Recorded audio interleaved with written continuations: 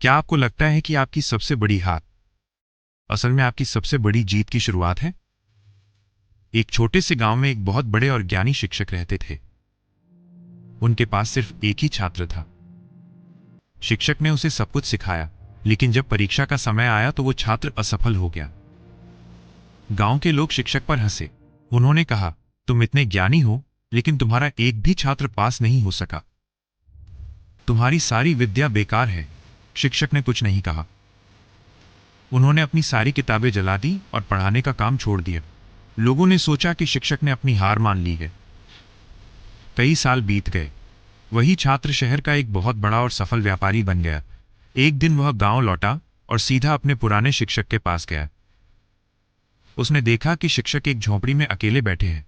छात्र ने शिक्षक से कहा, गुरुजी, मैं आज जो कुछ भी हूं वो आपकी वजह से हूं। मैंने अपनी पहली हार से ही ये सबक सीखा कि जिंदगी में सफलता का कोई शॉर्टकट नहीं होता। आपने मुझे जो ज्ञान दिया था उसका मैंने हर दिन इस्तेमाल किया और कभी हार नहीं मानी। शिक्षक ने मुस्कुराते हुए कहा, बेटा, मैंने तुम्हें सबसे पहले यही सिखाया था कि हार से मत डरो।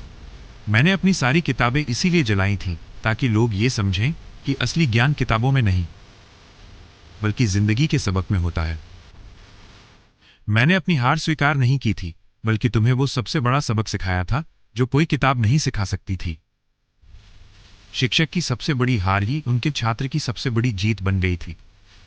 ये कहानी हमें सिखाती है कि जब भी हमें लगे कि हम हार गए हैं, तो हमें समझना चाहिए कि वो अंत नहीं, बल्कि एक नई शुरुआत है।